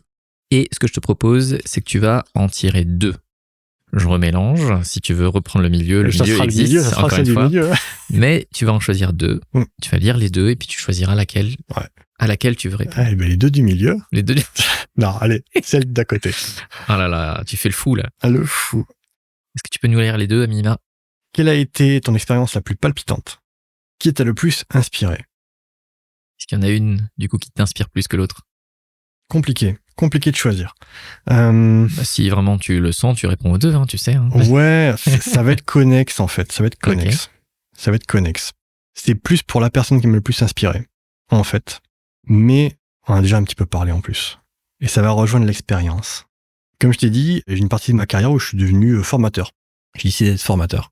Ça a été la partie la plus palpitante. Parce que ça m'a amené à voyager dans le monde entier. Mais vraiment le monde entier, tous les continents. À rencontrer diverses cultures, diverses populations, des personnes, des statuts de tout, quoi. Du grand chef, toujours grand chef à chaque fois, mais c'est top manager qui peut être petit au demeurant. Qui peut être petit, mais en tout cas, les top managers aux États-Unis, tout ça, mais voilà, directeur du pôle américain, quoi, entier, à des compagnons sur les chaînes d'assemblage qui finalement, vivent dans un autre monde. Ouais, tout à fait. Tout à fait. Mais après, chacun voit toujours ce midi à sa porte, mais c'est des choses tellement différentes. Donc ça a été palpitant de voir tout ça, épuisant aussi de voyage, de rencontres, mais vraiment très important. Et en fait, donc ça rejoint donc ce collègue. Et puis j'y pensais. Ça fait 1 an qu'il est décédé. 1 an d'un coup là, très brutal. Et lui, c'était vraiment la personne qui m'a donné cette impulsion de me dire la formation, l'accompagnement, c'est comme ça en fait que ça doit être. C'est comme ça, parce que j'avais eu des cours avant, ou des formateurs qui donnaient des cours très magistraux. Et sa façon d'être, son énergie, son écoute réelle, vraiment. Parfois, on parle d'accueil inconditionnel en psychologie, lui, c'était totalement ça. Il incarnait entièrement. Et je me suis dit, c'est ça, finalement, être formateur. C'est ce style-là qui me plaît. Si je dois faire ce métier, c'est comme ça que j'ai envie que les gens soient. Ou ressentent. J'ai envie qu'ils ressentent la même chose que ce que je ressens en ce moment. Et puis, de fil en aiguille, parce que je me suis intéressé à la formation, je me suis dit, tiens, je vais devenir formateur. Et je ne le savais pas, mais on était dans la même équipe. On est arrivé dans la même équipe de formateurs, on était 6 en tout. Et du coup, j'ai devenu un collègue qui on s'est de suite entendu, à Tom Crochu, enfin tout allait bien. Et du coup, j'ai pu énormément m'inspirer de comment est-ce qu'il faisait, de voir comment est-ce qu'il réfléchissait, sa manière d'interpréter les moments, un petit peu de flottement dans la classe, comment un participant il pouvait s'adresser à lui, quelle attention on pouvait porter à quelqu'un. Et en fait, tout allait dans ce sens-là, en me disant, mais c'est exactement ce cocon qui construit dans chaque personne et autour du groupe. Et donc, c'est quelque chose que j'ai essayé de garder comme je pouvais pour la suite. Donc ouais, ça a été pour moi la personne plus inspirante. Super. En tout cas, une pensée pour lui aujourd'hui. Eh bien, on va continuer parce qu'il y a encore d'autres questions pour toi. Ouais, merci en tout cas pour ce partage. Je te propose, c'est qu'on bascule sur le futur maintenant. Donc, on a eu quelques éléments du passé qui n'étaient pas que l'année dernière d'ailleurs, parce que quand tu parles de formateur, je pense que ça date un peu, mais bon. Mais c'est quelque chose qui a été palpitant dans ta carrière. Ce que je te propose donc maintenant, c'est un autre paquet de cartes. Et ce que l'on va faire, c'est que tu vas en sélectionner 3 dans un paquet où il n'y en a pas beaucoup. Donc tu vas voir. Donc, il y aura forcément celle du milieu d'une manière ou d'une autre, sauf si tu décides de le faire autrement. Et dans ces 3 questions, ce que je vais te proposer, c'est que tu en enlèves une. Et bien sûr, ça veut dire que tu répondras aux 2 autres. Aux 2 autres, c'est ça que ça veut dire. Eh bien, je prends les 3 premières. Ah là là, point fou. Il n'y a pas celle du milieu. Alors, quelle habitude souhaites-tu garder l'année prochaine? Que vas-tu faire ou ne pas faire pour atteindre tes objectifs et réaliser tes rêves? Et puis, dans quel domaine souhaites-tu t'améliorer? Pareil, hein. Est-ce qu'il y en a une que tu laquelle j'enlèverai? Moi, j'enlève que vas-tu faire ou ne pas faire pour atteindre tes objectifs et réaliser tes rêves? Parce que je ne saurais pas quoi te dire.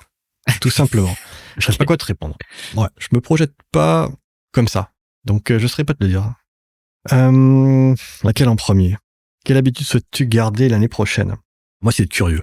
Alors, c'est une habitude qui peut, je sais, me jouer des tours. Je suis très, très curieux. J'aime apprendre. Je lis énormément, mais vraiment énormément. Et je prends des notes. Et j'ai une bonne mémoire. Donc, parfois, je relis pas les notes. Et je m'en souviens encore.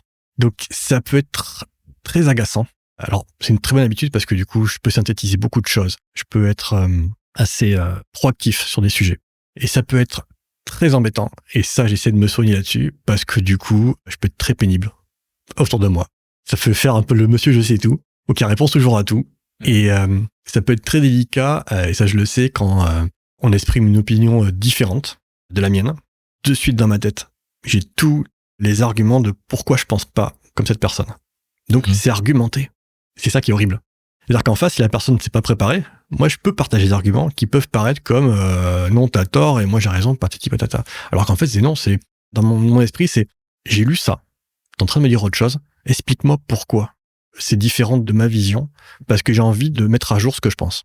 Et ça, je travaille pour essayer d'être plus à l'écoute dans ce genre de choses, parce que je peux vite agacer et te sortir instantanément des fichiers, des bouquins, la page, en disant « Mais il a dit, le monsieur, ici, tu vois. » Mais c'est vrai que de ce que j'entends, parce que alors j'ai probablement pas ta mémoire, mais je pense que je réagis de manière assez similaire, c'est que si tu t'es forgé une conviction, c'est pas qu'une conviction. C'est-à-dire que, en tout cas, dans ton mode de fonctionnement, et j'ai l'impression que le mien est assez similaire, c'est je dis pas juste un truc parce que ça m'est passé par l'esprit, c'est qu'il y a un cheminement de pensée derrière.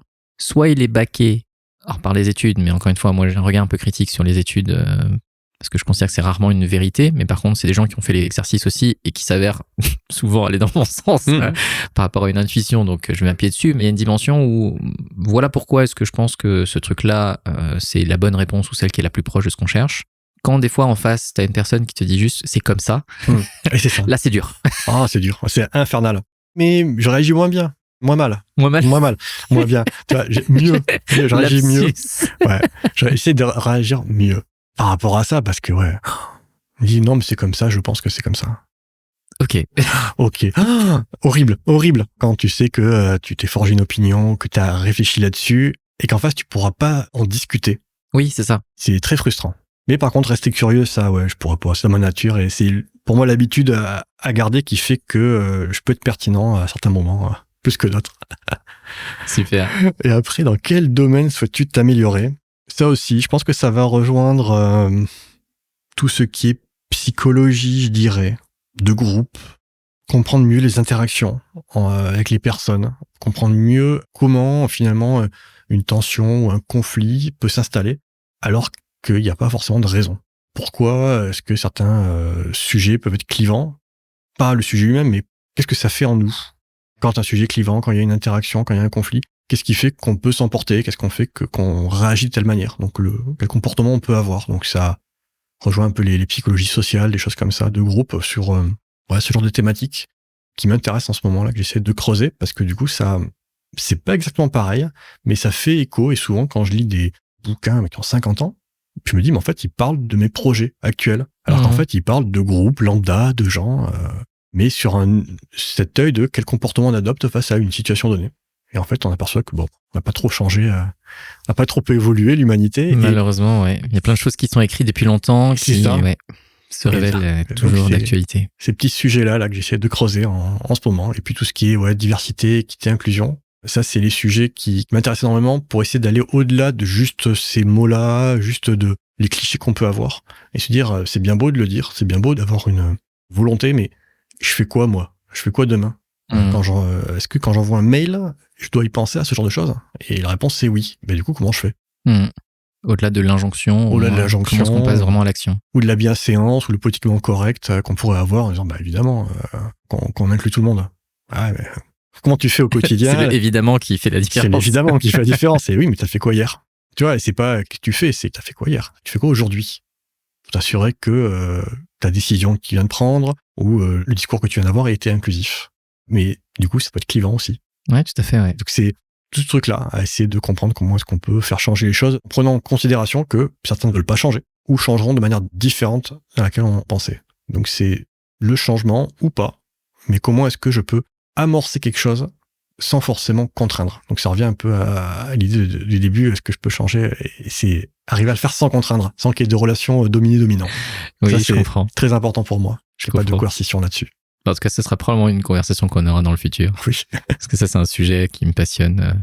Tout ce qui tourne autour de la posture et de, tu vois, cette subtilité du curseur. Effectivement. Mais ce sera l'objet d'une autre conversation. Et voilà. En tout cas, merci beaucoup pour tout ce moment passé ensemble. Avant qu'on se quitte, si les personnes ont envie de continuer la papote avec toi sur le sujet de la sécurité psychologique ou simplement parce qu'ils auraient envie d'apprendre à mieux te connaître, comment est-ce qu'on fait ? Très simple. Sur les réseaux LinkedIn, j'y suis. Je crois que c'est le plus simple avec mon nom, prénom, on me retrouve. Il n'y a que toi avec ce nom-là ? Oui, il n'y a que moi. De toute façon, on voit ma tête, j'ai un chapeau, un nœud-pape, généralement, il n'y a que moi. J'ai un site web qui porte mal son nom, qui s'appelle zenagilepractices.eu. Difficile pardon, pour ça que j'envoie généralement sur LinkedIn. On clique sur le lien, c'est plus simple. Où là, je commence à donner des articles, expliquer un petit peu tout ça. J'ai eu la chance de pouvoir publier un premier bouquin il y a 2 ans sur ce sujet psychologique, comment on le met en place avec de la pratique, du retour expérience. Il y a le deuxième qui, là, devrait bientôt arriver. Félicitations. C'est plutôt comme ça. Bon, à force de lire, faut que ça sorte à un moment donné. Faut qu'il y ait un truc qui... À force de faire des notes à côté, autant les rassembler et puis voilà. Ça s'est fait comme ça, ouais. C'est des notes. En fait, je voulais ranger mes notes et à force de les ranger, j'ai écrit 20 pages de rangement. J'ai dit, on finit, allez, on fait un livre. Et puis on n'en parle plus. Au moins, c'est fait. Ouais, ça sera fait.